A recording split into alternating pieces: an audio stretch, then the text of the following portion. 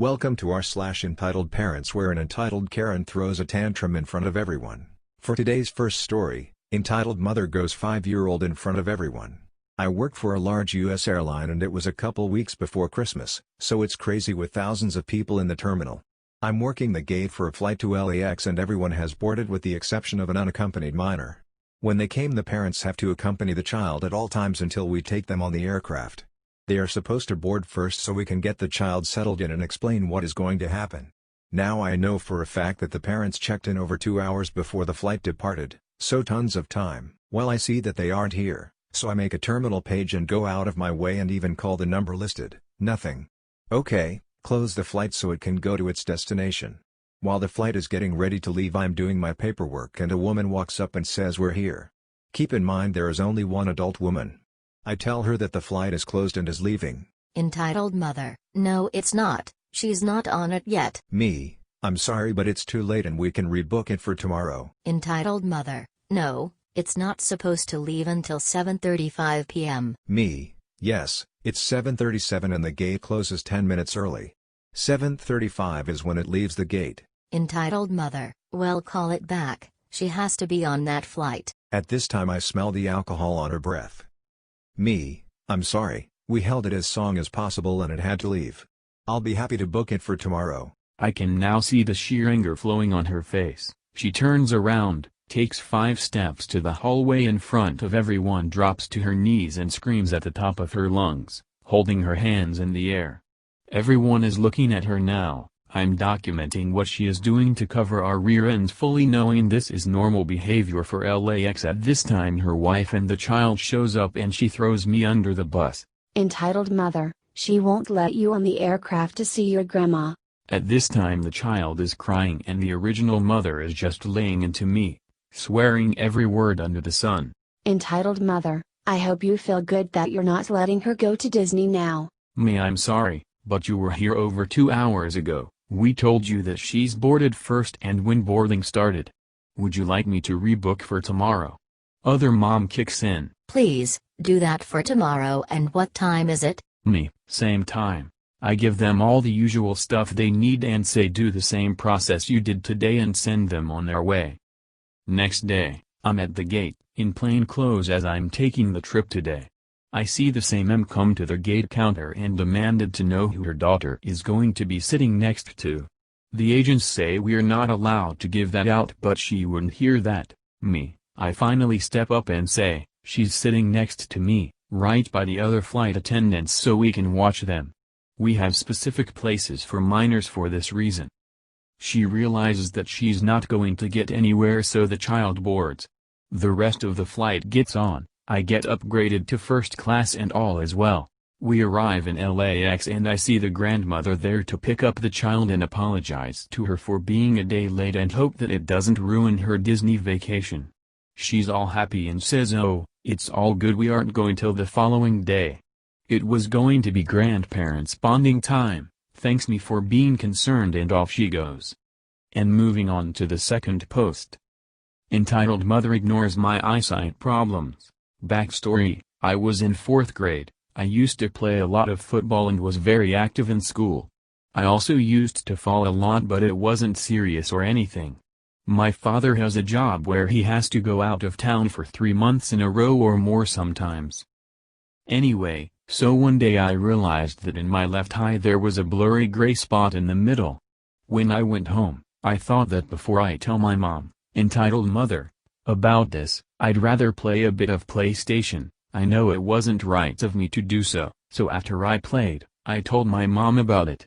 She said that, just stop acting and study. I tried convincing her but she wouldn't change her answer.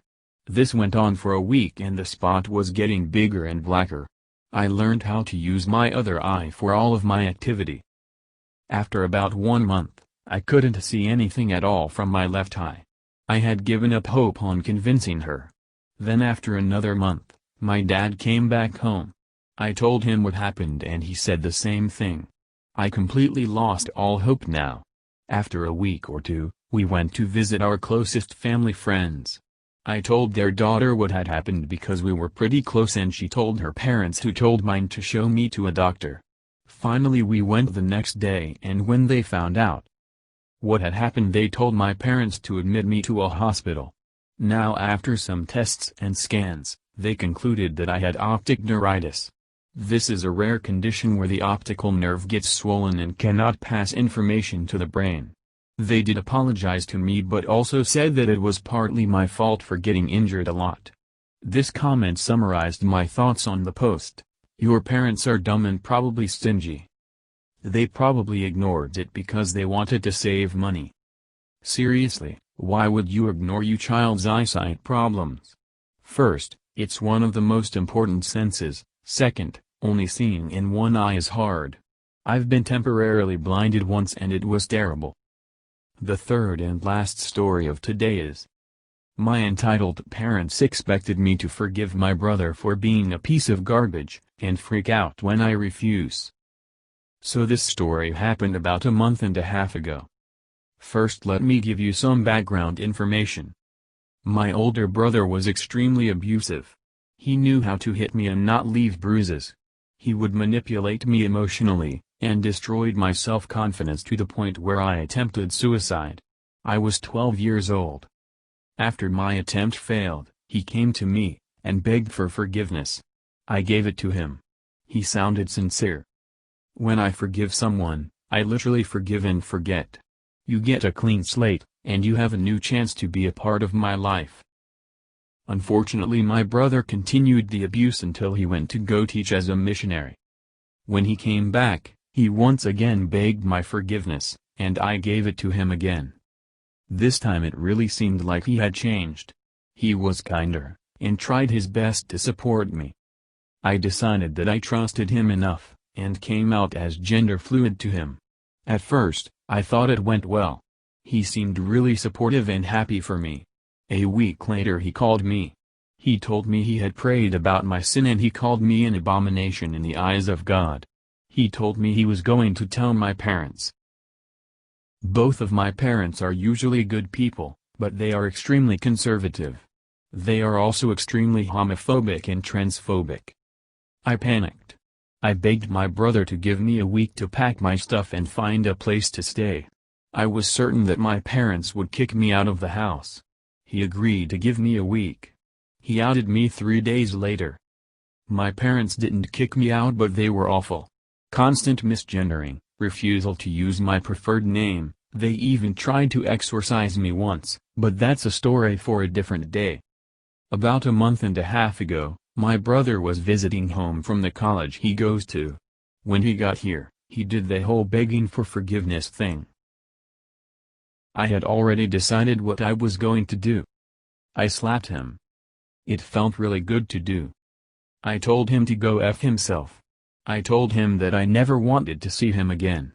I told him to never call me, or I will get a restraining order.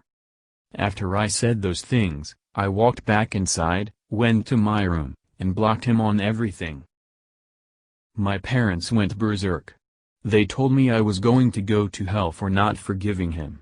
They told me that they wished I had miscarried. They yelled at me for about a half an hour. They called me the T-slur, and F-slur more times I could count. They threatened me, and grounded me for a week. I didn't care. It felt good. If I was given another chance, I'd do it again. To those wondering, things have gotten better. After a talk with my therapist, they have started to use my pronouns, and have promised to buy me gender-affirming clothes for Christmas. Thank you for watching. If you like my content, don't forget to like, subscribe and press the notification icon.